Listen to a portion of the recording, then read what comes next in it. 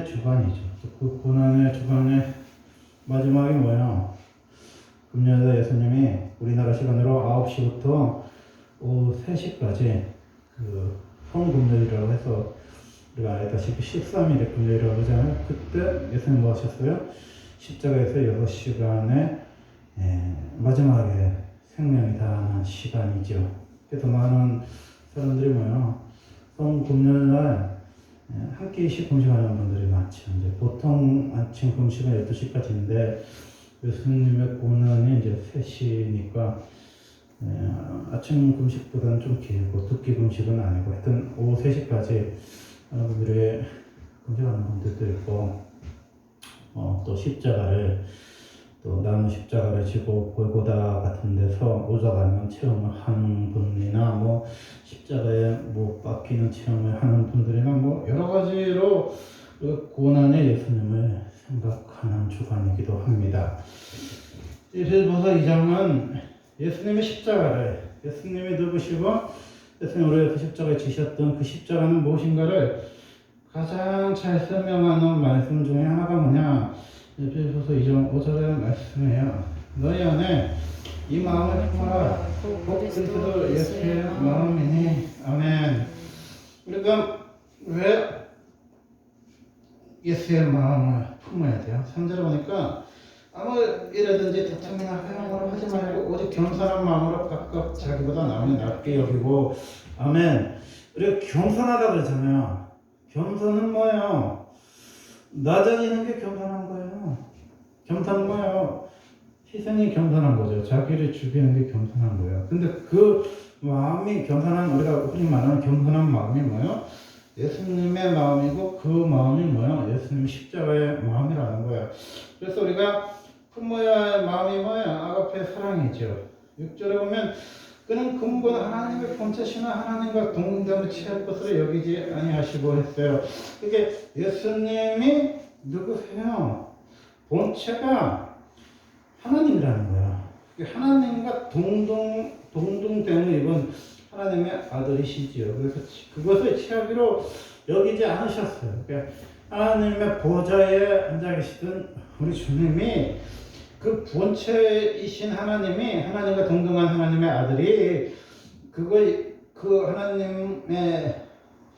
하나님이라는 그 본체도 하나님의 아들이라는 영광도 비웠어요. 그 비운 모습이 뭐야?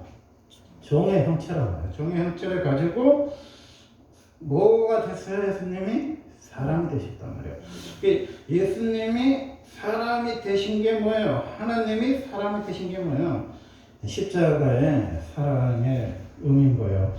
그러면 이 아가페 사랑은 예수님이 사람이 되어서 십자가에 죽어주신 사랑이 아가페 사랑인데, 인간의 사랑은 뭐냐? 마태복음 5장 46절에 보니까 너희가 너희를 사랑하는 자를 사랑하면 무슨 사랑이 있으리요? 새도에 같이 아니하냐? 아멘. 그래서 우리의 사랑은 뭐야? 사랑하는 사람을 사랑하는 사랑. 그게 뭐야? 인간의 필요의 사랑이고 에노스의 사랑이라는 거예요. 우리는 사랑하는 사람 사랑해. 그런데 상은 없어. 왜? 그거는 뭐야? 세리의 사랑이라는 거지. 세상 사람들이 멸시하는 세리도 이방인들도 사랑하는 사람을 좋아해. 자기가 사랑하는 사람 면모해. 가슴에 품어. 만나고 싶어하고 보고 싶어하고 애틋하고 애절하고 함께하고 싶어요. 그게 뭐야? 인간의 사랑이에요. 그래서 인간이 가르친 예수님 당시 가르쳐 주었던 말씀이 뭐냐? 랍비의 가르침인데, 랍비의 가르침이 뭐냐? 선을 넘지 않는 사랑에 대해서 말씀하고 있어요. 마태복음 5장 43절에 보면 또 내 이웃을 사랑하고 내 원수를 미워하라 하였다는 것을 너희가 들었으나. 아멘. 이게 뭐냐면요, 그 구약 성경에 내 이웃을 내 몸같이 사랑하라, 원수를 사랑하라는 말씀이 분명히 있어요. 그런데 이 랍비들이 976가지의 탈무드의 관습과 계명을 만들면서 하나님의 말씀을 뭐 좁은 의미에서 10계명, 더 넓은 의미에서는 모세오경의 말씀을 풀어서 해석하는 거예요. 근데 이 사람들이 가장 걸리는 대목이 뭐야? 내 이웃을 내 몸같이 사랑하라. 이 말씀은 뭐 이웃이 뭐야? 자기 친한 사람, 자기 좋아하는 사람, 자기 가족 뭐 그러니까 사랑할 수 있을 것 같아. 그러니까 뭐 하나님은 또 마음을 다해 성품을 뜻을 다해 힘을 다해 주여 하나님 사랑하라. 이것도 뭐 신약으로 옮겨와도 무리가 없어. 근데 이 사람들이 뭐에 걸렸냐면 원수를 사랑하라는 주의 말씀에 걸려버린 거예요. 이거 원수 사랑할 수가 없잖아요. 그래서 이 사람들이 랍비의 구전이 어떻게 해석했냐면 본문의 말씀은 원수를 사랑하라는 건데 인간이 생각해보니까 원수 사랑할 수가 없는 거예요. 그래서 뭐라고 예수님 시대 때 가르쳤냐면 원수를 미워하라 하였다는 것은 너희가 들었으나 이렇게 얘기하는 거예요. 이렇게 예수님 당시에 랍비들이 뭐라고 했겠어요? 내 이웃을 사랑해. 이거는 뭐 구약시대의 말씀과 정통하는 말씀이죠. 내 이웃을 내 몸같이 사랑해. 이건 뭐 예수님이 하신 말씀이기도 하고 구약에 있던 말씀이에요. 근데 내 원수를 미워해. 이거는 뭐야? 성경에 있는 말씀이 아니에요. 그럼 누가 만들어낸 말이에요? 인간이 가르치는 교훈의 말씀이라는 거예요. 이거는 거죠. 감정선망을 하지 말아라. 뭐 중학교 고등학교 때 만난 애들 뭐 평생에 만난 애들 몇 명 되지도 않아. 그냥 너를 무시하면 너도 무시하고 너를 멸시하면 멸시하고 그런 애들 너에 대해 나쁘게 말을 하면 그냥 마음에 생각하지 마. 그런 애들 무시해. 너 명문대 가서 너 좋은 데 가서 시집 가면 돼. 이게 뭐예요? 학원의 강사님들이 하시는 학원의 납비들이 하는 말이에요. 애들을 지도하다 보면은 진학 지도만 아니라 학생들 그 생활을 상담을 지도하는 선생님들도 많잖아요. 근데 이 공부도 모자란데 애들이 그 학우들 교우 간의 갈등 때문에 힘들어한단 말이에요.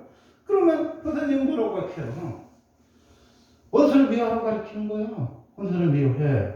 걔네들은 너 앞으로 네 인생 가는 게 걸림돌이 되는 인간들이고 앞으로 만날 필요도 없는 애들이야. 그러니까 뭐야? 회사들이 너에 대해서 뭐라고 말하는 거야. 징크될 것도 없고 무시해버려. 그리고 마음에 담아두지 마. 어떻게 보면 되게 이성적이고 되게 학업에 뭐예요? 집중할 수 있는 부분이에요. 근데 봐봐요.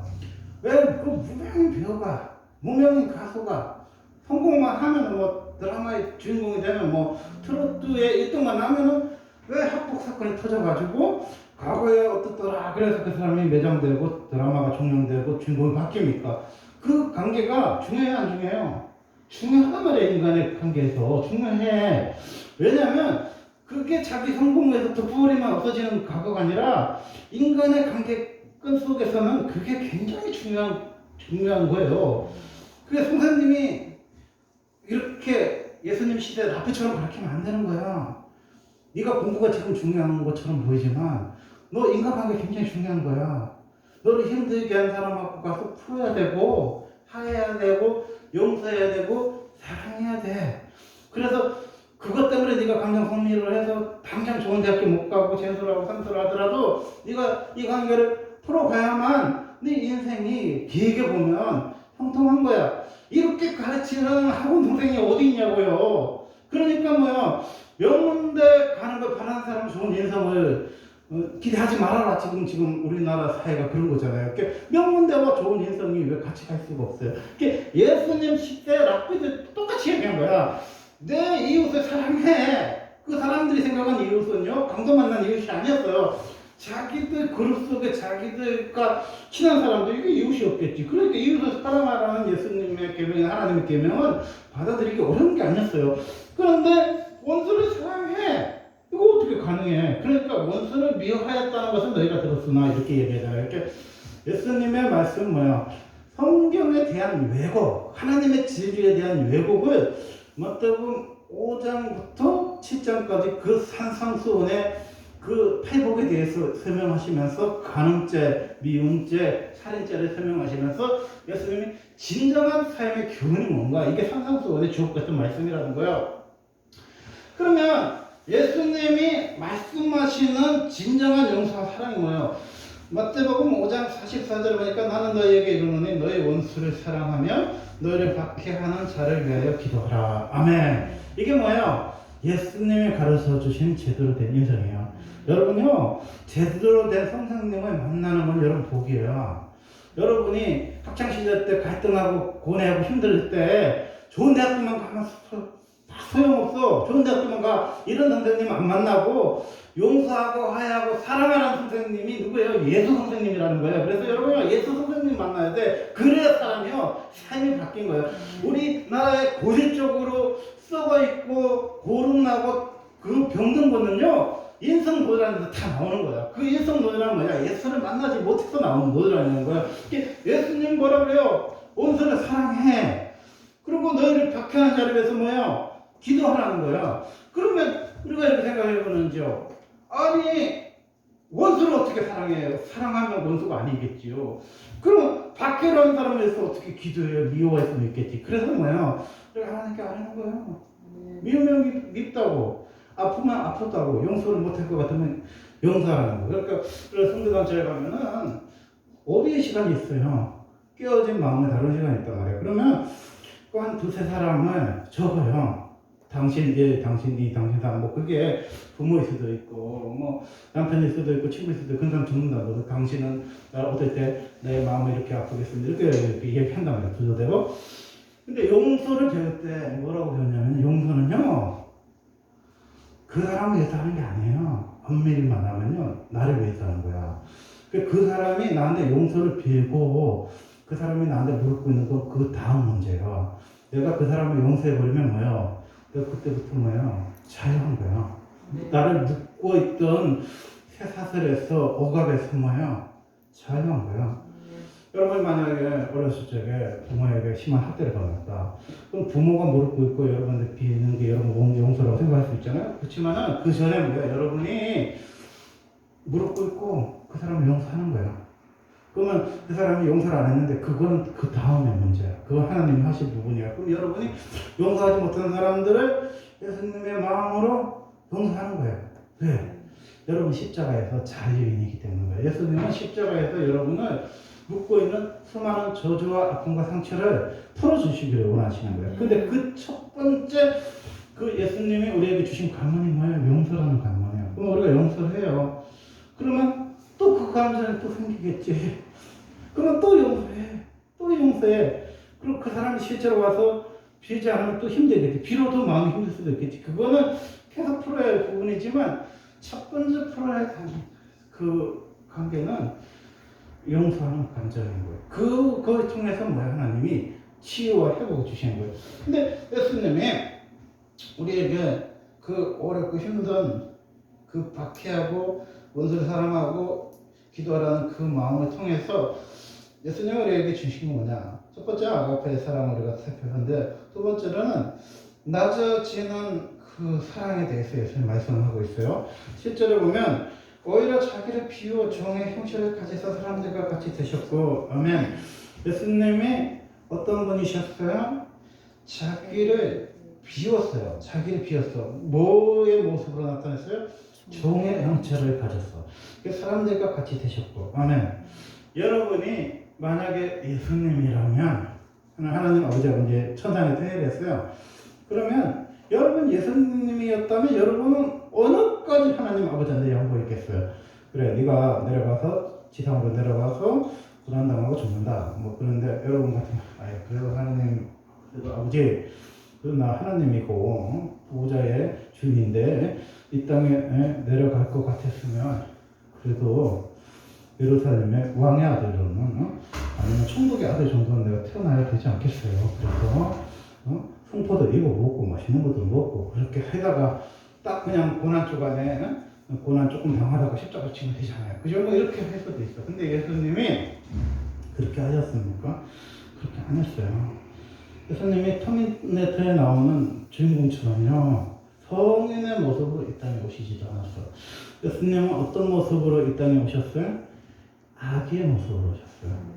아기는 뭐냐면은 그 인간 엄마가 안아주고 젖 먹여주고 재워주고 기저귀 갈아주지 않으면 생존할 수 없는 그 인간에게 전적으로 의지할 수밖에 없는 연약한 아기로 예수님 우리와 같은 10달의 과정을 통해서 이 땅에 성령으로 잉태하셨지만 나셨단 말이에요. 그래서 예수님 뭐예요?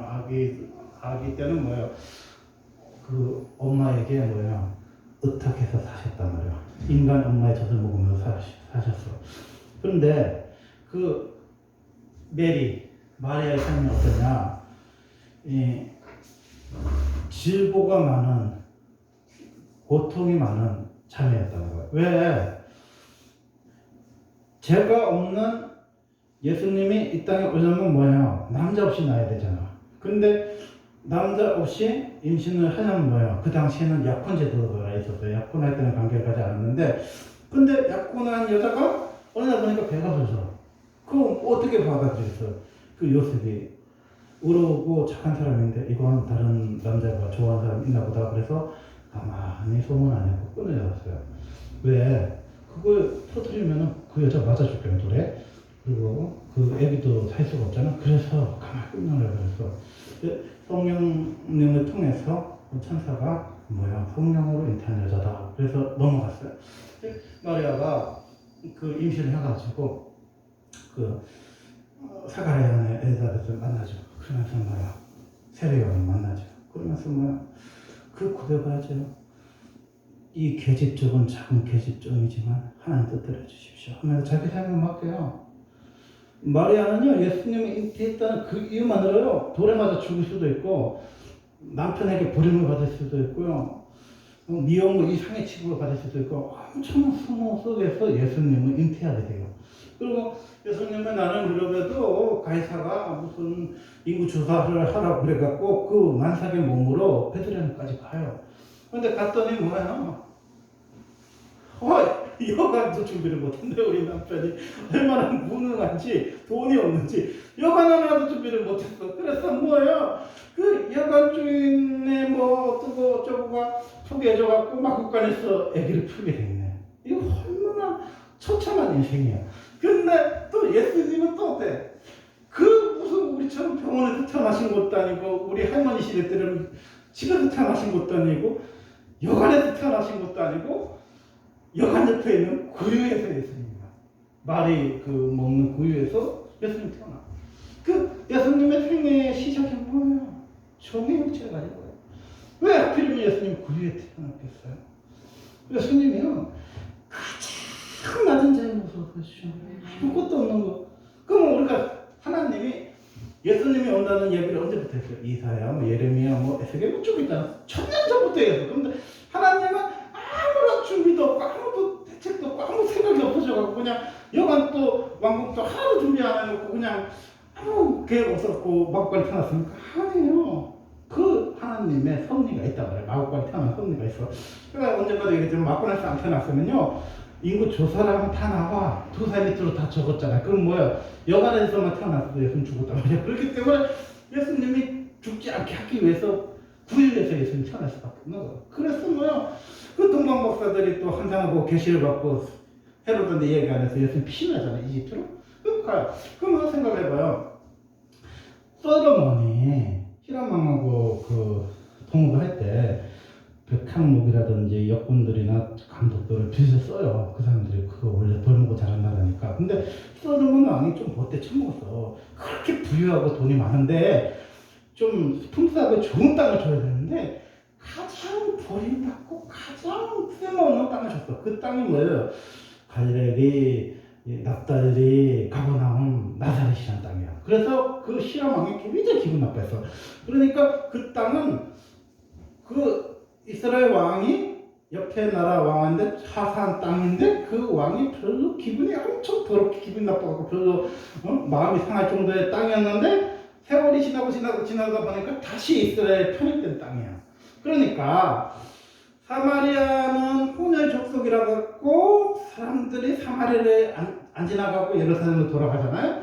그런데 이스라엘 사람들이 가장 멸시하는 사마리아인보다 더 무시하는 사람들이 누구였냐면 나사렛 갈렙이 가버나움 출신 사람들이었어요. 그러니까 그 사람들은 얼마나 뭐 하다못해 이장, 면장, 뭐 반장, 뭐 군수, 뭐 시장, 국회의원, 뭐 대통령 하나도 안 사람 없어. 엄청 뭐 외국인들이 와서 막 침략하고 때문들이 와서 침략하고 했듯이 막 침략을 엄청 많이 당하고 어려움 당한 그런 분쟁 국가의 남단에 있는 그런 땅이었다. 우리로 말하면 환경북도 뭐 어쩌고 그런 땅이었어. 그런데 예수님의 사역을 봐봐요. 여러분이 다 예수님처럼 백부양부했어. 그래서 뭐 조물을 타라고 뭐 마을고양이 하고 뭐 나사렛 하고 다 좋아. 그러면 여러분이 예수라면 어떻게 했겠어요? 13세에 성인식을 하면 여러분 같은 거 한 13세부터 활동하셨을 거 아니야? 근데 예수님은 30살 활동했어요. 그러니까 지금은 뭐 30살이 굉장히 젊은 청년이지만 옛날에는 한 40 정도 사는 사람 별로 없을 때 30살이면요 되게 늦게 시작하신 거예요. 그리고 예수님은 3년 6개월밖에 사역 안 했어요. 근데 그 예수님의 3년 6개월 사역에서 여러분 같으면 어떻게 해야 돼요? 내가 예수님이라도 뭐 예루살렘에 가야지 방어 얻어서. 그래서 누구를 제자로 삼아요? 그 당시에 가장 배운 강아지 학부 뭐 바울처럼 수제도 있잖아. 그리고 가장 지식인들 뭐 바리새인들도 있고 사두개인도 있고 세례요한의 제자들도 있고 뭐 굉장히 괜찮은 사람들 많잖아. 근데 예수님이 뽑은 사람들 예수님 12제자는 다 누구다? 갈릴리 출신이다.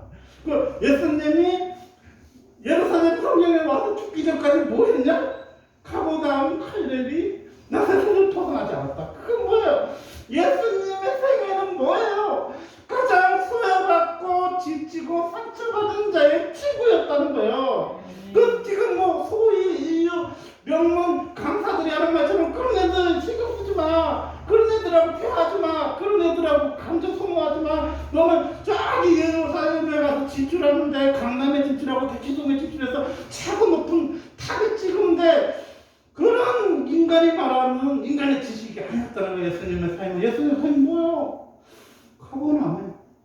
예수님의 삶이 뭐예요? 나사렛에서 예수님이 술 먹을게 여인들, 까나안 여인들, 또 예수님의 원정 관계 뭐예요? 고라사 귀신 들린 사람 있잖아요. 그 뭐 예수님은 가장 소외받은 이스라엘 땅에 사셨고 가장 버림받았던 고라사라든지 수르복개인이라든지 외국 지역을 돌아다니면서 뭐야? 전도하셨다는 거예요. 예수님의 생애가.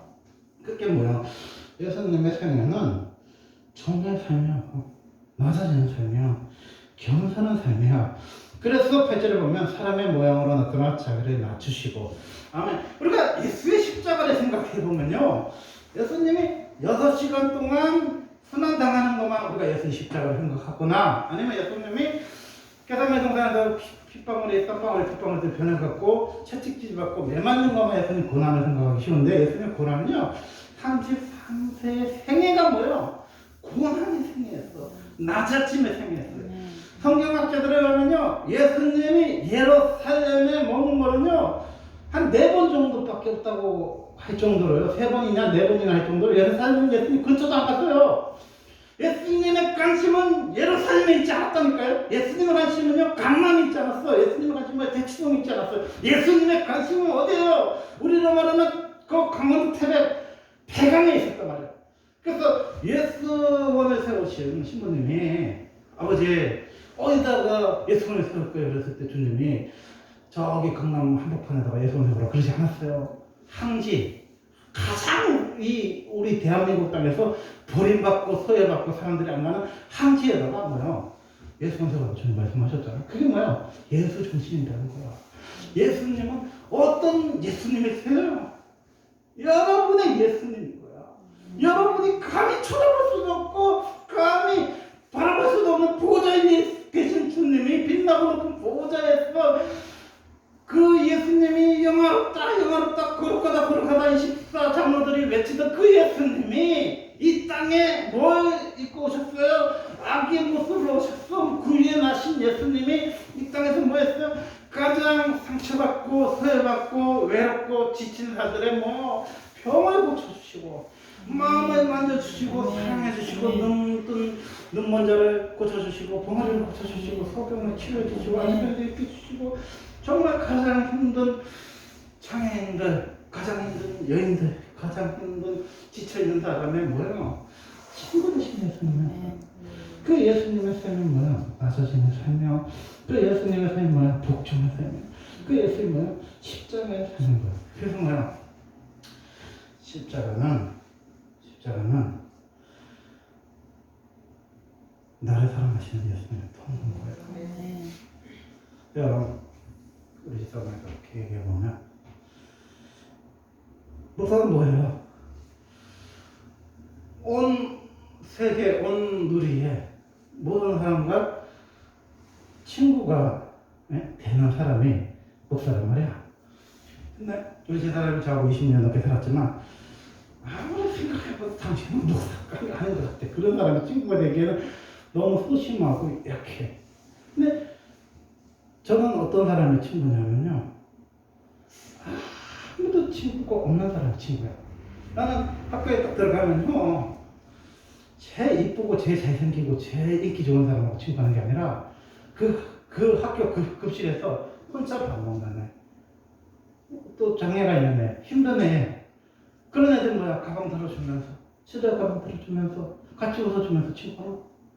그게 뭐냐, 한 마리의 양을 잡은 예수님 마음. 여러분은 어떤 사람 친구였어요? 여러분 주변에 가장 예쁘고 가장 똑똑하고 가장 잘나고 가장 운동 잘하고 가장 싸움 잘하고 그런 사람과 친구하고 싶습니까? 아니면 장애가 있어갖고 몸이 힘들어서 가방도 못 들고 다니는 가방 들어주는 친구 되고 싶습니까? 아니면 다리를 절고 있는 소망의 친구가 되고 싶어요? 아니면 혼자서 밥 먹고 있는 어리버리한 친구의 친구가 되고 싶었어요? 그래서 뭐요? 그런 사람 친구. 그래서 저는 느껴봤을 때 요즘 이렇게 생각해보면 나는 99마리의 의인의 목사님으로 보면 부족한 목사 맞아요. 목사감이 아닌 것 같아. 난 목사가 어울리는 사람이 아니야. 소심해갖고 많은 사람하고 친구를 하지 못해. 그렇지만 저는 어떤 사람의 친구냐, 아무도 이 세상에서 친구를 삼아주려고 하지 않는 세계 친구고 장래의 친구고 버림받은 사람의 친구, 나병 환자의 친구. 그게 뭐야? 예수님의 친구까지. 여러분 예수님이 여러분의 친구였어요. 여러분 이뻐갖고 친구해줬어요. 여러분 공부 잘해서 친구했었어요. 여러분 돈 많아서 예수님 친구해준 거예요? 아니에요. 예수님이 여러분 사랑해서 친구해준 거예요. 여러분이 얼마나 부족한지, 얼마나 연약한지, 얼마나 형편없는지 중요한 게 아니에요. 여러분이 어떤 사람이요? 여러분은 너무 사랑해주면 여러분 인생이 바뀌어요. 이런 얘기 있더라고. 친구를 잘 만나면 운명이 바뀐대요. 한번 얘기해볼까요? 여러분이 그 유명한 돈키호테 있죠? 돈키호테가 있어? 풍차를 보고 뭐 괴물이라고 생각해서 약한 돈키호테 있어요. 그래서 돈키호테들이 뭐 미쳤으니까 사람 보는 눈이 없었잖아. 그래갖고 그 술집에 뚱뚱하고 나이 많은 여자를 공주님이라고 준 거야. 그런데 그 자기가 조금 요청하는 공주가 이제 뚱뚱하고 나이 많고 시집 못 가면 한물간 그 청년 같은 그 여자를 공주라고 그런 거야. 그 여자한테 가서 공주님 그러니까 그 공주가 얼마나 기분 나빠. 이쁘지도 않지, 뚱뚱하지, 나이 많지, 사람들이 관심 없고 막 템을 치고 하는데 자기를 한 번도 누가 그렇게 공주처럼 사랑해준 사람이 없었잖아요.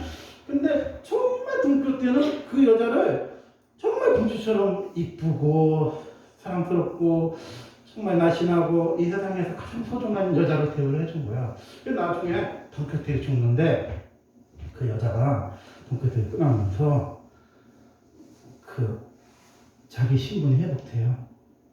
내가 공주로서 너를 편안히 보내준다면서 얘기해요. 그게 뭐예요?